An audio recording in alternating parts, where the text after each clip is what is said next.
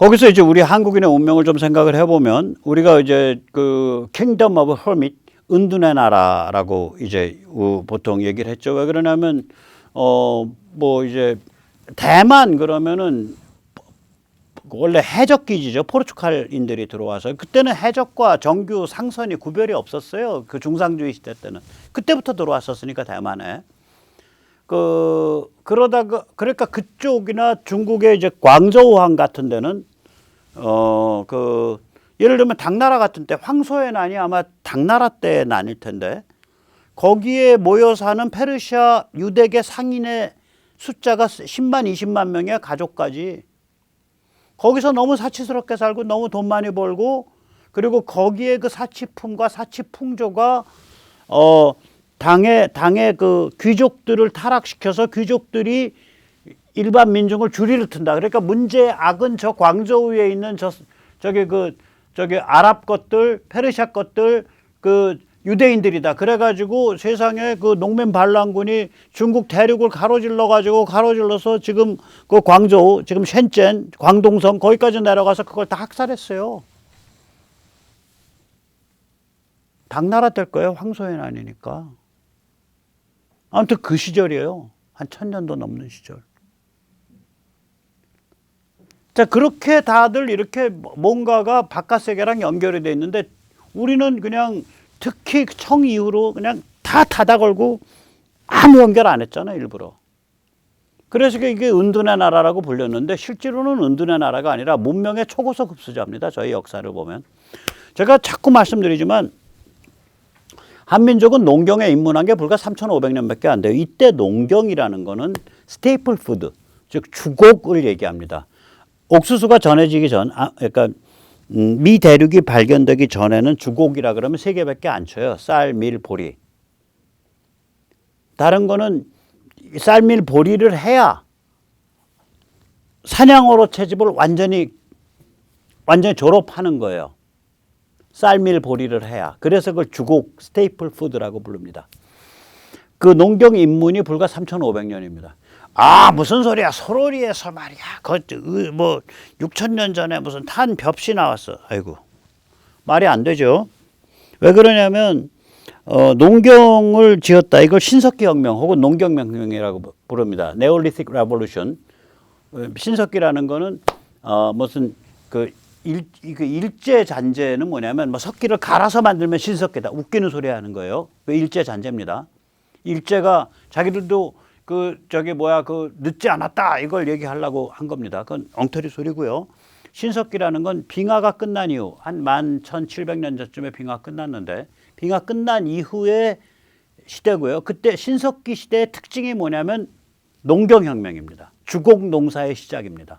1700년, 11,000년경에 이미 주곡 농사가 시작돼요. 시리아 이런 데서 시리아랑 터키 접경 지역에서 그러니까 티그리스 유프라데스 강의 상류에서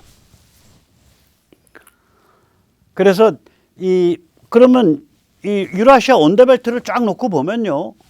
농경이나 목축, 농경이 본격화되면 또 목축도 본격화돼요. 왜냐하면 짐승 길러서, 풀밭에서 짐승 길러서 가서 주곡이랑 바꿔 먹으면 되니까. 일부는 고기 많이 먹고.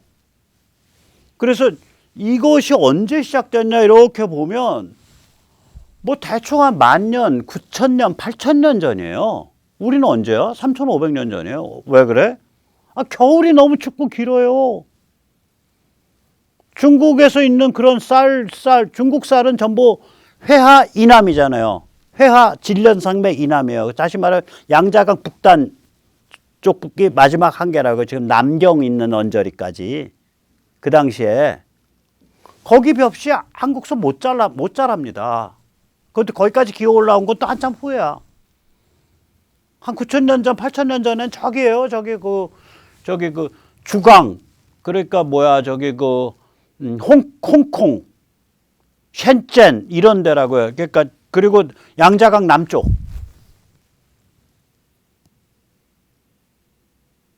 그러니까 이게 그런 벽시가 올 수가 없어요. 한국서 못 자라요. 너무 추워서 물도 차고 서리는 일찍 내리고 그러니까 이거는 내한 조생이어야 돼요. 내한이라는 건 뭐냐면은 찬물에서 자랄 수 있어야 돼요. 그리고 조생이라는 건 뭐냐면은 설이 내리기 전에 추수할 수 있어야 되고. 저는 한반도에서 벽시 나왔다고 봐요. 한국형 벽시가. 그 다음에 밀보리의 특징이 뭐냐면요. 한 달에 강수량이 100mm를 넘으면 뿌리가 썩어요. 근데 우리가 6월, 7월, 8월, 9월 이때 이 무렵에 한 3개월 동안에 6월 말부터 한 3개월 동안에 저희 90일 동안에 평균 강수량이 월 300mm입니다. 한 900mm 내려요. 그 장마 때, 장마랑 여름 때. 한 900mm가 내리는 땅이 이 땅에. 그러면 다 썩어 문드러진다는 얘기야. 조생종이어야 돼. 조생이란 건 뭐냐? 6월 전에 추수 끝나야 되네요. 6월 한 보름 전에. 밀보리가. 그래서 일본의 밀과 보리가 우리가 전해준 거예요. 일본의 쌀 농사도 우리 쪽에서 전해줬다고. 그 야요이죠. 그 2300년 전에서 한 1700년 전까지 600년 시간 동안에 그게 전해지고 나니까 일본에서 무지하게 빨리 전 세계에서 전통사회에서 가장 빨리 인구가 폭발해요. 인구가 넘치고 힘이 세지니까 한반도를 넘나들게 되죠. 큰일 날 소리인지 몰라도 예를 들어서 저 같으면 임나일본부 일제가 일본 애들이 와서 했어. 그럴 수 있어. 저는 그 인정을 해요. 왜냐? 거기서 한반도에서 건너가서 신천지가 전부 문전옥답이 된 거예요. 그러면 인구가 무지하게 자라난 거예요. 그러니까 얼마나 겁이 나면은 태종 무열왕이 내 묘를 동해 그 바닷물 속에 써달라고 내가 일본을 내다보면서 지키겠다 그러겠어요. 그게 한 400~500년 사이에 벌어진 일이에요. 그러니까 한 400~500년, 한 600~700년 전. 그러니까 일본으로 치면 그게 저 시대에 벌어졌죠. 고픈 시대라고. 고픈 시대. 고분 시대, 고픈 시대. 그러니까 굉장히 큰 능이 막 만들어진 시대예요. 야요이들이 이제 지배계급을 형성하면서.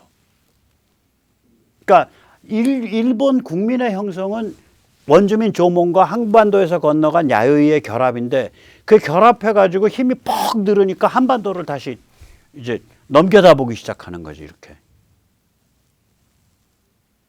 그래서 우리가 길러낸 그 반개죠. 반개 중에서는 굉장히 흉악한 반개를 하나 길러낸 거예요. 여기까지 하면 이제 친일파라고 요거 안 먹겠죠. 그러니까 일본의 인구와 그 물산의 힘이 서기 한 5세기, 6세기경에 우리를 거의 압도했을 것이다라고 저는 생각을 해요. 그거는 인구 규모 이런 거 환산해 보면 그렇다고 봅니다. 그 압도하게 된 이유는 뭐냐? 바로 우리 선조가 야요이들이 한반도에서 건너갔다 이거예요. 연호랑 세오녀에 연호랑이 건너가서 그 일이 벌어진 거예요. 자, 그러면 이제 다시 돌아오자고. 우리가 농경에 입문한 게 불과 3,500년 전이에요. 그럼 우리 농경을 본격적으로 짓기 시작한 게 3,500년밖에 안 되는 거예요. 아까도 말씀드렸잖아요. 농경이 증명되려면 사람이 기른 식물이라는 게 증명돼야 돼요. 예를 들어서 나달과 이삭의 결합부가 모가지가 튼튼해요. 야생은 모가지가 야들야들해요. 약해요. 그 다음에 한 이삭 안에서 나달이 한날 한시에 익어요. 야생은 그게 먼저 익는 놈, 늦게 익는 놈. 모가지가 야들야들하니까 먼저 떨어지는 놈, 늦게 떨어지는 놈. 그래야 포트폴리오 관리가 되잖아요. 위험에 대해서. 새가 와서 그 이삭 다 먹고 가질 못하잖아요. 안 익은 것도 있고 먼저 떨어진 것도 있고 하니까. 야생은 그래요. 이 사람이 재배하는 건 그 과정을 이제 그 브리딩이죠. 사람의 선택과 도태에 의해서 그게 그 나달이 이삭에 매달리는 결합부, 그 모가지 부분이 튼튼하고 한날 한시에 성숙도에 도달하고 이런 특징이 있는 거예요. 그게 증명되지 않으면 무슨 불 속에서 무슨 벽시 나왔다고 뭐 우리 농경했습니다 이 말 못해요.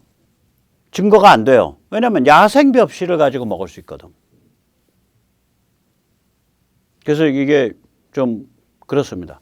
자, 어쨌거나 메소포타미아에서는 그러면 우리는 3,500년밖에 안 돼. 지금 이 순간까지. 메소포타미아요. 저기 11,000년 전에 입문했어요. 인문 5,000년 후에 5,000년 후에야 수메르가 시작됩니다. 황하에서요. 저기 최소한 10,000년, 9,000년 전쯤에 입문했거든요. 4,000년이 지나서야 은나라가 시작해요. 은이 시작된 지가 3,500년밖에 안 되니까. 유라시아 초원벨트요. 우리 지금 거기 뭐 말 좀 몰고 다니면서 짐승이나 잔뜩 기르고 맨날 뭐 고기나 먹고 그랬지. 그렇죠. 우리보다는 훨씬 빨라요. 왜냐면 목축이니까. 목축에 입문하고 거기가 사람들이 피데스트리안 캐틀 브리딩이라고 부를 거예요. 그러니까 뭐냐면 걸어 다니면서 처음에 말을 타고 다니는 게 한 3,000년밖에 안 돼요. 말로 마차를 끌게 한 게 4,000년. 그러면 그 이전에 뭐냐? 말 안 길르든지 길렀으면 먹으려고 기른 거예요. 그러니까 그 전에는 저거 한 거예요. 그러니까 걸어 다니면서 목축하는 거예요. 이 도보 목축이죠. 그러니까 주로 이제 양이나 오리, 돼지 이런 거를 이제 몰고 다니는 거예요. 여기서는 그 목축에 입문한 후에 5, 6천 년이 지나서야 흉노가 나온 거예요. 흉노. 우리 그 야만 흉노라는 게 목축한 지 우리로 치면 농경한 지 5, 6천 년 지나서 나온 거예요. 그러니 한반도에 사는 사람들이 얼마나 이 유라시아 대륙의 온대벨트 중에 얼마나 늦게 이 문명이라 그럴까 농경에 입문했는지를 알 수 있는 거죠. 여기는 그래서 야만의 대지라고 제가 말씀드리잖아요. 그러면 우리 같은 사람들은 한국 사람들 하나하나 까서 보면 굉장히 그 자신감 넘치고 혹은 굉장히 도전적인 데가 있고 굉장히 그 열정적인 데가 있고 그런 데가 있어요. 한국 사람들이. 그러니까 야만의 두 얼굴을 다 갖고 있어요. 직관적이고 자연스러운 얼굴하고 열정적이고 비열하고 규율 없는 그런 얼굴하고 두 얼굴을 다 갖고 있다고 여기가. 그러면 한국 사람 관점에서 문명을 접하게 되면 굉장히 근본적이고 실존적인 챌린지를 느끼는 거예요. 어차피 문명 속에서 꽉 묶여있던 사람은 한 문명이 다른 문명으로 옮겨가는 거예요. 그냥 바꿔가면서. 근데 그게 아니에요. 야만인이 문명을 접한 거랑 똑같아요. 전부 부시맨들이라고. 부시맨이 문명을 접했을 때 느끼는 그런 느낌들이라고. 개개인이. 그냥 머리가 좋잖아. 에너지가 있고. 그러니까 해독을 해낸다고요. 근데 해독을 하면 최인류를 만들어내든지 혹은 지독한 주체성 게임을 해요. 여기가. 이 주체성 게임은 무지하게 중요합니다. 인간이요. 오기가 있어요. 망해도 좋고 비틀려도 좋은데 내가 나로서 남고 싶다라는 그 욕망이 인간한테 무지하게 강한 욕망이에요. 그게 주체성 게임이거든요. 그 욕망을 건드려가지고 무시무시한 사교를 만들어낸 게 김정일이에요. 그 사교를 만들어서 지아버지한테 바치고 지아버지 마음에 들어가서 그 다음에는 한 20년 지나서는 지아버지는 핫바지 만들고 자기는 그 무시무시한 악마의 제국을 다스린 거죠. 자, 보세요. 저는 무슨 다른 거 저는 굉장히 냉정하게 얘기를 합니다. 한질서 한 2200년 전쯤에 아마 한반도에 들어오기 시작했을 거예요. 제대로. 한반도에 영향 미쳤을 거예요. 그거를 보면서 한반도에 들어왔다기보다 한은 한반도까지 들어와서 얻을 게 별로 없어요. 한반도에서 꿈틀거리는 에너지가 몽골이나 이런 데에 그 ESB에 있는 데랑 결합할까 봐 아마도 생각하기에 요동반도나 뭐 이런 언저리에 커맨디어, 그러니까 그 요새를 운영을 했을 거예요. 이 한을 그 경험을 하면서 국가 저렇게 운영하고 문자 저렇게 쓰는구나 하니까 바로 그냥 삼국이 만들어져 버리잖아요, 저희가.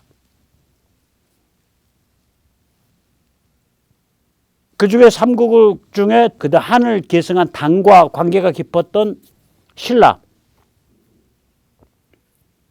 는 바로 당의 시안, 지금 서안에서 바로 대승화원불교 흡수해가지고 여길 대승화원불교 1번지로 만들어버리잖아요.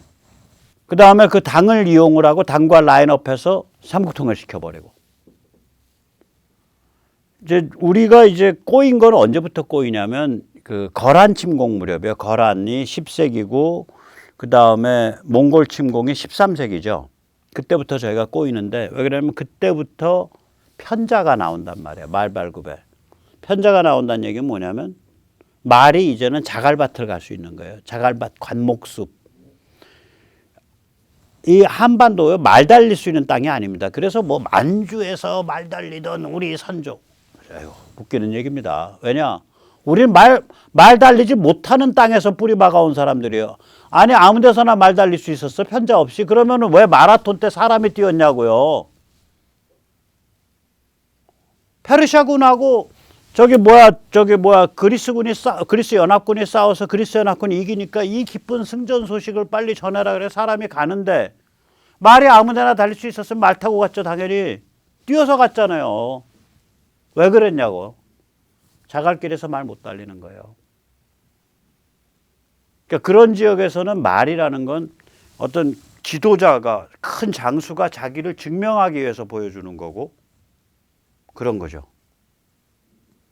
그 다음에 로마 때는 그런 지역에서 말 달리려고 그러려면 진짜 신발 모양의 청동으로 그걸 완전히 신발이에요. 편자가 아니라. 그래서 지금도 편자를 영어로는 말 신발이라고 불러요. 진짜 신발 모양 이렇게. 이거를 발굽에 씌웠어요. 사이즈 맞춰서. 청동으로. 안 그러면 발굽 딱 깨지고 발굽 깨지면 염증 생겨서 말 죽여야 되니까. 말이 망가지니까. 그 우리는 이제 한 1000년 전에 편자가 나오면서부터 이제 한반도는 이제 저쪽 초원 벨트에서 형성되는 기마 군사력 또 그것에 대항하기 위해서 중국 몸통부에서 형성되는 기마 군사력 이거가 닥치면 우린 작살나는 그런 처지에 빠진 거예요. 그게 한 1000년 전에 일어난 일이에요. 그런데 문제가 뭐냐? 이 둘이 결합한 기마 군사력이 결합한 제국이 나오면 진짜 우린 망하는 거 아니에요. 둘이 결합한 제국. 저게 뭐예요? 만몽한 결합 제국. 저게 청이죠. 그 어떻게 숨도 못 쉬는 거예요. 둘 사이가 싸우면 한쪽에 붙어가지고 한쪽에 붙었다가 다른 한쪽 붙었다가 하면서 게임을 할 수 있죠. 그게 뭐예요, 우리가? 그게 송과 원 사이가 그랬잖아요.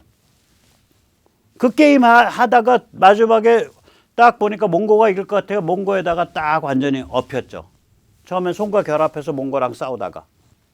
그래가지고 고려 그 왕족이 전 세계 몽골 왕족회의에서 서열 7위 아니에요. 고려왕이. 기씨가 어떻게 황후가 되냐고요. 전 세계를 지배하는데 죄송합니다. 아름다운 여인이 한둘이겠습니까? 고려인은 황후가 될 수 있었던 거예요. 그냥 아름다운 애첩이 아니고 거의 황족 취급을 받았다. 왜냐하면 저 속썩이던 애들이 결국 우리한테 협조를 해서 쿠빌라이인가 그 누구죠? 원나라.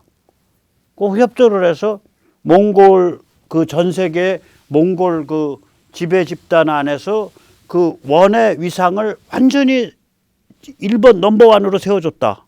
그 공로를 인정을 해준 거예요. 그래서 우리가 몽골과 송 사이에 그 왔다 갔다 하면서 버텼던 거, 물론 강토는 작살났지만 그런 게임조차 못하게 된 거예요. 저 만몽한이 결합하니까. 그런 게임도 못하게 된 거예요. 자, 이렇게 게임이 못하게 됐다는 얘기는 뭐예요? 지금도 비행기 타면 40-50분이면 베이징을 가잖아요. 청이 쳐들어 내려올 때 적군이 왔습니다 하고 소식 전하고 온 그것보다 먼저 왔잖아요. 청 군대가. 만주의 비밀리에 집결했던 청 군대가 겨울에 강 얼어붙었을 때 그냥 쏜살같이 튀어내려왔거든. 숨도 못 쉬게 된 거죠. 만몽한 결합체 아래서. 근데 나를 주장해야 돼. 그래서 제가 성리학을 이해한다니까요. 특히 초기에 그 무렵에. 그러니까 성리학을 종교화시켜서 절대화시켜서 떠받들죠. 그래 우리가 너희 앞에 무릎 꿇고 너희한테 굴복했지만 우리의 정신세계는 너희 이전에 오리지널 그 유교 성리학 체계에 가 있어. 그런 면에서 우리는 너희보다 정신적으로 우월해라는 정신승리예요. 아주 비극적인 정신승리예요. 근데 저걸 욕을 하다가도 저거 그때 안 하고 그냥 청이랑 쎄쎄쎄 했으면 지금 아무 이런 지금 뭐가 됐는지 모르겠어요. 그래서 나를 청과 구별했단 말이에요. 그래서 유지가 된 거예요. 물론 그렇다 그래서 조선 말에 그 개판 친 거 청을 위로 보시고 그걸 제가 합리화하는 건 아니고 저 무렵 그러니까 저기 청이 등장하고 저기 저기 송시열이 그 성리학 위주로 해서 반청 정신세계를 국시로 삼았던 그 국시로 삼기 위해서 인조가 세자 자기 아들 죽이고 자기 그 며느리 죽이고 자기 손자 죽이고 이 과정에 저게 아주 사악할 정도의 지독한 주체성 게임이에요. 저 주체성 게임보다 더 사악하고 더 미련한 거는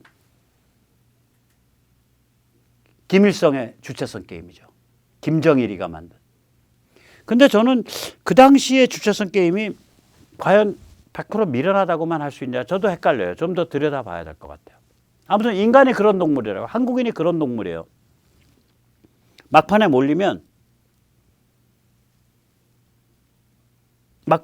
주체성 게임을 위해서 모든 것을 희생할 수도 있어요. 여기 한국인의 기질이. 그래서 그 기질이 김정일의 주체 사상을 만들어냈다라고 저는 봐요. 거기에 한국적인 뿌리가 있다고요. 그 안에.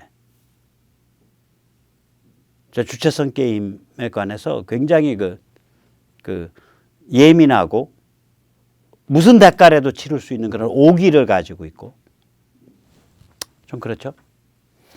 자, 그 다음에 이제 우리가 이제 현대 문명이 닥쳐버렸단 말이에요. 19세기 말에. 그래서 현대 문명과 한국인이라는 이제 그런 챕터로 넘어간 거예요. 그래서 이러한 관점에서 보면 우리가 아까 제가 외부 조건 4개를 겪었잖아요. 그럼 야, 어떻게 우리가 잘하면 되는 거지. 우리가 주체적으로 잘하면 되는 거지. 넌 주체도 몰라. 주체 좋은 거야. 아니요. 외부 조건 4개가 맞아야 돼요. 그래야 우리가 이거 결판을 내요. 이 외부 조건이 얼마나 중요하다는 걸 증명해 준 사람이 우남 이승만입니다. 우남 이승만의 외교 노선, 저건 우남 이승만 노선을 폄훼한 아주 기분 나쁜 네이밍이에요. 외교 노선 아니에요. 우남 이승만. 우남 이승만의 노선은 뭐냐면 외부 조건이 맞아야 현대 국가를 만들 수 있다예요. 그럼 외부 조건 맞을 때까지 우리가 기다리면서 준비해야 된다. 그 기다림과 준비를 유대인으로부터 배우자. 그래서 유대인이 2000년 동안 기다리면서 준비한 그 과정, 그걸 디아스포라라고 불러요. 디아스포라. 그러니까 외부 조건을 주시하면서 디아스포라를 진행해서 우리 자신을 다듬어야 된다. 이게 우남 노선이에요. 그러면 우남은 어떤 생각을 가진 사람이냐? 이 사람은 현대 문명 속에서 현대적 국민국가를 형성한다는 게 뭐냐라는 화두를 한성 감옥에서 6년, 7년, 햇수로 7년째 앉아 있으면서 고민한 거예요. 우남은 이걸 뭐라고 파악했냐면 이게 이제 1904년에 만들어진 독립정선인데 제가 이거 보면서 놀랐어요. 우리가 현대 국가를 원하는 까닭은 독립적 개인이 되기 위한 거다 이거예요. 현대 국가가 제대로 만들어지지 않으면 독립적 개인이 될 수 없다예요. 자유롭고 독립적 개인이 되려면 국가 제도가 그걸 뒷받침하고 거기랑 조응해야 된다예요. 그러한 국가 제도를 나는 독립국가라고 부르겠다는 거예요. 그래서 책 제목이 독립정신입니다. 대한독립도 아니고 한민족 독립도 아니고 정신의 유니트는 개인이잖아. 다시 말해서 독립적 개인의 독립적 정신이에요. 그 책에. 그리고 그러한 독립적 정신을 가진 독립적 개인과 조응하는 국가체제란 무엇이냐. 그게 그 책의 핵심 문제의식이에요. 그래서 우남은 보면 외부 여건을 무시한 막무가내 무장투쟁에 반대합니다. 야, 지금 일제가 전부 군대 들어와 있고 헌병 들어와 있고 그 체제를 갖추고 있는데 무조건 무장투쟁하고 독립한다 그래. 그러면 백성의 삶은 피폐해지고 사람들은 학살당하고 곤궁해지니까 더 사나워지기만 하고 악순환 가는 거야. 그렇게 하면 안 돼. 이렇게 해서 무장투쟁을 반대하죠. 제가 말한 이러한 얘기를 썼어요. 그게 어느 뭐였더라? 아마 태평양신보에 발표된 글이었던가. 저런 관점이에요. 외부 여건을 무시한 막무가내 무장투쟁을 반대해요. 그 다음에 공산주의를 반대하죠. 시장, 자유민주주의, 개인에 바탕한 공화국이 돼야 된다 그러죠. 독립정신에 보면 국채를 논할 때 보면 영국, 미국 뭐 이런 걸 논했지 거기에 무슨 뭐 마르크스, 엥겔스 안 논했습니다. 우남 이승만이 1920년대 초에 그때 전 세계 모든 지식인 배웠다는 먹물들이 앞으로 인류의 운명은 공산주의, 사회주의에 달려 있습니다. 저기 러시아를 보십시오. 그 후진 러시아가 이제 위대한 민중의 혁명에 의해서 신문명을 열어가고 있습니다. 해서 다 열광할 때예요. 그때 공산당으로는 안 된다라는 말하면서 5가지 얘기를 하잖아요. 공산당이 되면 사유재산을 없애는데 사유재산을 없애면 사람이 게을러진다. 안 된다.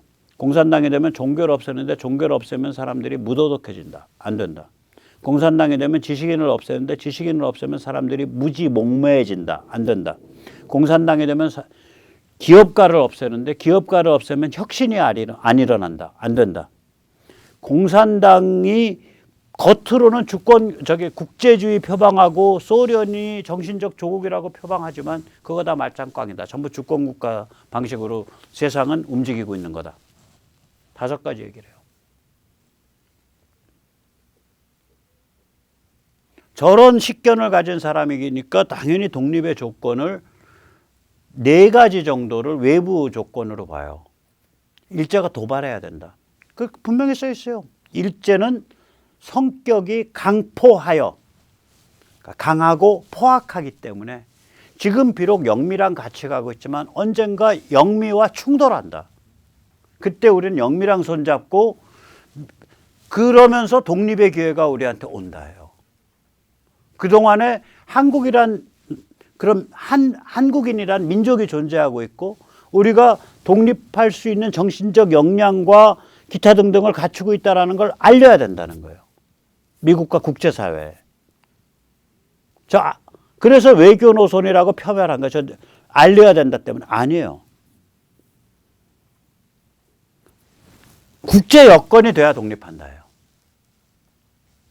외부 조건이 성숙해야 된다. 그럼 그 외부 조건 성숙할 때까지 그러면 숟가락 놓고 그냥 살면 돼 룰루랄라 하고 아니다 이거지. 우리 알려야 된다는 거예요. 우리 존재를. 그리고 우리 내부의 정신과 문화와 조직을 강화시켜 가야 된다. 그 디아스포라예요. 그래서 한반도 밖에 있는 모든 교포사회 중에 가장 모범적으로 가장 강력하게 조직화되고 가장 힘을 빌드업하고 현대문명에 적응할 수 있는 고급 지식인을 많이 길러낸 그 교포사회가 어디냐? 하와이 교포사회죠. 우남이 이끌었던. 그 우남의 디아스포라 전략이에요. 외부 조건이 무르익을 때까지는 한편으로는 영미 국제사회에 우리의 존재를 알리고 다른 한편으로 우리 내적으로는 유대인의 디아스포라에 버금가는 우리 자신을 역량을 강화하는 그런 디아스포라 전략을 써야 된다. 이게 우남의 관점이에요. 자, 그래서 제가 왜 지금 이 싸움 이기려면 미국의 국내 정치가 좀 정리가 돼야 되고 미국의 악마 내러티브가 좀 더 수세에 몰려야 되고 미중 사이에 그런 그 갈등과 그 긴장이 지금보다 훨씬 더 깊고 빨라져야 되고 경류를 흘러야 되고 중국 안에서의 내부 모순과 중국 안에서의 침체가 지금보다 더 심화돼야 되고 그래야 우리가 외부 조건이 성숙했다라고 말할 수 있습니다. 라고 하는 거예요. 우남도 외부 조건 성숙을 본 거예요. 현대 국가 만들고 현대적 국민이 탄생하는 게 장난이냐 이거예요. 조건이 맞아야지 싹이 튼다는 거예요, 그게.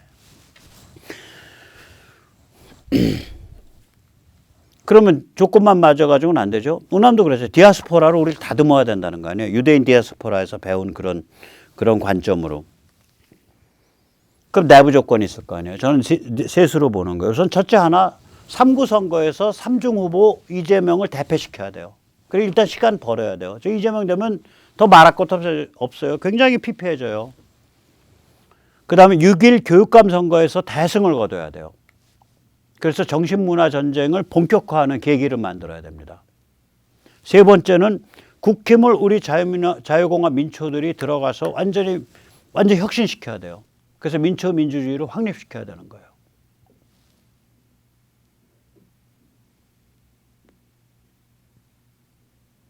그래서 여기서 이제 근본적 질문이 있는 거예요. 이제 우리가 한미동맹을 어떻게 규정할 거냐. 아까 미국의 국내 변화 두 개를 꼽았잖아요. 조건 중에 그 두 개가 일반적인 한미동맹 관점이 아니거든요. 우선 첫째가 정파적이잖아요. 저기 글로벌리스트 민주당 저거 좀 더 망해야 되고 마가 트럼피즘 공화당 신주류가 좀 정치적 승리 거둬야 돼. 굉장히 정파적인 거죠. 미국 안에 그 지금 정치 투쟁에서. 야, 그렇게 정파적 관점 가지면 한미동맹은 버려야 되는 거야. 그러면 바이든이나 글로벌리스트들이 장악하고 있을 때는 그때는 우리가 반미 투쟁해야 되는 거야? 아닙니다. 모른 척하고 저는 제야니까 막 떠들지만 힘 있는 사람들은 모른 척하고 한미 간에 이렇게 가야죠. 이렇게 가야죠. 이렇게 가야죠 하면서 국가동맹을 내세워서 최대한 방어를 해내야 돼요. 그 독소가 우리한테 못 미치도록. 저는 제야니까 뭐 내놓고 글로벌리스트 바이든 욕을 하더라도 힘 있는 사람들은 그 독소가 우리한테 못 미치도록 우리가 한미동맹 보호해야죠 이러면서 방어를 해야 돼요. 왜 그러면 미국이 또 바뀔 테니까. 국가동맹은 여전히 존재하는 거거든요. 우리가 왜 글로벌리스트를 적으로 여기냐. 솔직히 말하면 좀 잘나고 똑똑한 자들이 자기들끼리 세상을 좀 주물럭거리겠다라고 좀 교만한 생각을 하는 것, 거기까지라면 저는 오케이. 인류는 자꾸 가까워져 가니까 글로벌라이제이션 거기까지라면 오케이. 그러니까 우리가 생각하는 그냥 세계 무역 점점 성장하고 뭐 글로벌라이제이션 오케이. 웬만한 데까지는 오케이예요. 근데 제가 못 받아들이는 거 혹은 제가 저거 문제 있어. 중국 키우는 거 하고. 그건 어떤 데인데. 두 번째는 악마 내러티브 때문에 그래요. 아니 대학에 있는 좌빨 좀 머리 꼬인 교수가 그 소리 떠드는 건 뭐 그럴 수 있어. 그러나 예를 들면은 정부가 나서서 해? 대통령이 나서서 해?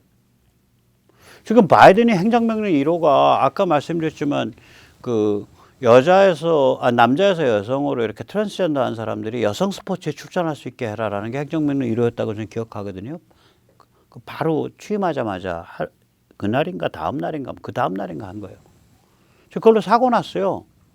이 아이비리그 대학끼리 아이비리그 여학생 수영대회가 있어요. 그 며칠 전에 있었는데 거기에서 리아 토마스라는 트랜스젠더가 완전히 휩쓸어 버렸습니다. 게임을. 근데 리아 토마스라는 사람이 2018년, 2019년에 남성으로 아이비리그 남학생 수영대회에 출전했던 사람이에요. 원래 남성 수영 선수야. 근데 여자로 트랜스젠더라고 2021년에 올해에 여성으로 출전해갖고 휩쓴 다음에 그거 식은죽 먹기였어. 내가 막 그냥 날아다녔어 하고 또 뻥을 쳤네. 그래가지고 그 Save Women's Sports SWS라는 그런 단체가 떴어요. 그래서 거기에 그 관계자인 여성이 한 분 있는데 이 여성이 예일 나오고 옥스퍼드 나온 사람이에요. 젊은 친구죠. 이 친구가 그 아이비리그 여학생들한테 뭐라고 하냐면 니들 재주 많다며. 제가 그냥 격하게 표현할게요. 니들 다 글 쓸 줄 알고 똑똑하잖아. 이 꼴 당하는데도 너희 그냥 그걸 그냥 좌파 좋아요, 좌좀 좋아요 하고 박수치고 나 워크해요, 나 깨자점이에요, 나는 깨어있는 시민이에요 하고 너희 지금 그러고 자빠졌냐? 지금 여자 스포츠 전체가 날아가게 생겨서 너 그러고 여자 맞아? 너 그러고서 글 쓸 줄 알고 똑똑하다 그러고 사고할 줄 아는 여자애 맞냐? 아이빌리그 여학생들 지금 뭐하고 처자빠졌냐 하고서 그냥 작사를 내놨어요. 아이빌리그 나온 사람이. 예일 나왔으니까 아이빌리그죠. 저거 쉽게 못 넘어갑니다. 이제 저거 문제가 그때 행정명령 불과 한 1년도 안 됐죠. 1월 달에 사인했으니까 11개월 전에 그 서명한 행정명령이 어떤 결과를 보여주는 건지 말도 안 되는 일이 벌어졌으니까. 그래서 이 엔젠더 파리들, 엔젠더 떠드는 자들하고 페미니즘이 완전히 갈랐을 것 같아요. 요번에 그 사건이 터진 거예요. 자, 보세요. 자, 정부의 대통령이 나서서, 빅텍이 나서서, 빅머니가 나서서 저런 걸, 저 엔젠더 이데올로기를 막 하고 미국과 현대 문명과 서양 문명이 이게 노예제와 백인 우월주의와 피부색에 기초한 문명이라고 폄하시키고 그 다음에 CO2와 탄소가 인류를 멸망시킨다는 새 종말론을 떠들면 이건 아니다 이거지. 이건 적으로 받아들일 수밖에 없다. 민간 차원에서는. 근데 다행히 그러한 풍조가 불과 뭐 5년, 10년 앞으로 가다가 혹은 뭐 2, 3년 가다가 망할 테니까 한미동맹이란 큰 밥그릇 깰 필요 없다. 따라서 좀 더 제도권에 사는 사람들은 그거 모른 척하고 계속해서 한미동맹 가야죠. 중요합니다. 예, 거기 자유와 민주주의와 개인의 존엄성과 이런 걸로 한미동맹 가야 됩니다. 네, 중요합니다 하고 계속 교과서적인 얘기를 해야 돼요. 반면에 백모같이 잃을 것도 없고 몸 묶인 데도 없는 제안은 바이든과 글로벌리스트와 특히 이제 월스트리트에 있는 그 레리 핑크 같은 자들, 빅텍 같은 자들을 거의 철천지 원수 삼아서 막 공격을 해야 돼요. 그렇게 해서 우리가 두 길로 가야 됩니다. 두 길로. 그래서 이제 우리가 다시 생각을 해보면 이제 보시다시피 이제 3구 대선을 맞이해서 우리 그 자유공화 민초들이 이제 부정선거 감시하고 그 다음에 참관하는 거에 많이 모여야 돼요. 무결선거 네트워크. 그리고 이제 교육감 후보 단일화시키는 온라인 시민 경선단에 많이 참여해야 됩니다. 마이 초이스. 그러는 과정에서 우리끼리 네트워크를 이뤄서 이 국힘에 많이 입당을 해서 이 평당원 네트워크 잘 만들어서 국힘을 튼튼하게 만들어야 됩니다. 정치를 혁신해야 됩니다. 결국은 문제의 핵심은 과연 대한민국이 진정한 의미의 자유민주공화국이 될 수 있냐 없냐 그거고요. 거기에 키포인트는 뭐냐면 자유롭고 독립적인 개인들이 네트워크를 이루어서 이 정치체제를 떠받칠 수 있는 힘이 있냐 없냐예요. 그게 지금 말하자면 150년 정도 되죠. 150년째 반복되고 있는 화두입니다. 그 화두 먼저 큰 족적을 남긴 우리 선배 세대가 많죠. 뭐 대표적인 분들이 우남희, 승만, 박정희. 거기에 비하면 우리는 훨씬 가벼운 짐을 지고 있는 거예요. 한번 같이 해보시죠. 네, 오늘 여기까지 모시겠습니다. 감사합니다.